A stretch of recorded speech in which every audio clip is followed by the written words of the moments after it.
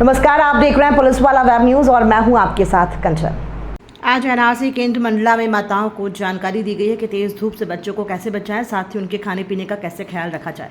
इस संबंध में माताओं को जानकारी डाइटिशियन रश्मि वर्मा के द्वारा दी गई, जिसमें माताओं को बताया गया कि इस तेज धूप में बच्चों को बाहर ना निकालें, बच्चों को सुबह नहलाएं, अवश्य उनको तरल पदार्थ अधिक से अधिक मात्रा में दें।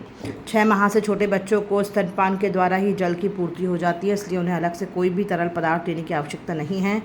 एनआरसी मंडला में बच्चों को विशेष रूप से नौतपा में ध्यान दिया जा रहा है। इसमें बच्चों के रूम टेम्परेचर को मेंटेन करने के लिए 2 से 4 कूलर लगाए गए हैं, साथ ही उनके खाने का भरपूर ध्यान दिया जा रहा है। समय समय पर माता को पोषण आहार दिए जा रहे हैं और बच्चों को पोषक तत्व दिए जा रहे हैं। में हमने माताओं को ये जानकारी दी कि सबसे पहले कि आपको अपने बच्चे की एक एक गतिविधि को नोट करना है। बच्चे का टेम्परेचर, मतलब बच्चा अगर गर्म लग रहा है, बच्चा खाना नहीं खा रहा है, चिड़चिड़ा रहा है, तो तुरंत ही उसका ध्यान दें। और साथ ही साथ उसके खाने पीने पे जितनी भी बाहर की चीज़ें हैं बिल्कुल भी हमें शामिल नहीं करना है। तरल पदार्थ का विशेषता ध्यान रखना है, जैसे कि अभी उल्टी, दस्त, डायरिया, इसका बहुत सीज़न है, तो हम ये कोशिश करते हैं कि मिनरल्स ना कम हो, तो हम ORS देते हैं। तो घर पर भी हमें कैसे ध्यान देना है ताकि बच्चे में पानी की कमी ना आए, बच्चा हीट स्ट्रोक पे ना आए। क्योंकि ज़्यादातर महिलाएं जो हैं कामकाजी हैं, खेत जाते हैं, तो हमने उनको भी सुझाव दिए कि जब भी आप जाते हैं तो अपने साथ छाछ है, मट्ठा है, नींबू पानी है, और नॉर्मली जो हमारे यहाँ का प्रचलन है कि पेज और इस समय जो भाजी आ रही है, नींबू है, आम का पना है, शरबत है, सत्तू है, बेल का शरबत है, ये लोकल लेवल पे चीज़ें मिलती हैं और ये आपकी बॉडी हीट को नॉर्मल मेंटेन करके रखती हैं। तो आप इसका सहारा लेके इस गर्मी से बच सकते हैं। यस, एज़ पर गवर्नमेंट की गाइडलाइन के अनुसार 6 माह तक हम केवल स्तनपान की बात करते हैं।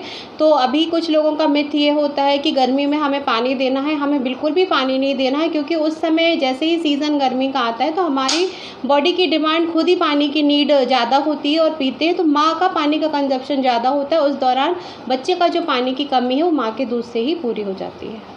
जी, इस समय जो ये बच्चे आते हैं हमारे पास स्पेशली, या जो बच्चे घर में रह रहे हैं, तो इस समय देखा जा रहा है कि मौसम का जो टेम्परेचर है अबव 43 है, 43-44 चल रहा है। और सामान्यतः हमारी बॉडी का जो तापमान होता है 37 तक होता है। अगर कंटिन्यू ये टेम्परेचर बढ़ता जाता है तो इसे हम हीट स्ट्रोक कहते हैं। इससे बच्चे का जो तापमान है नॉर्मल से ज़्यादा होता है, बच्चा पूरा गर्म रहेगा, बच्चा अलर्ट नहीं रहेगा। खाने पीने में जब भी अपन उसका शरीर छुएंगे तो ऊपर से नीचे तक उसकी गर्मी बनी रहेगी।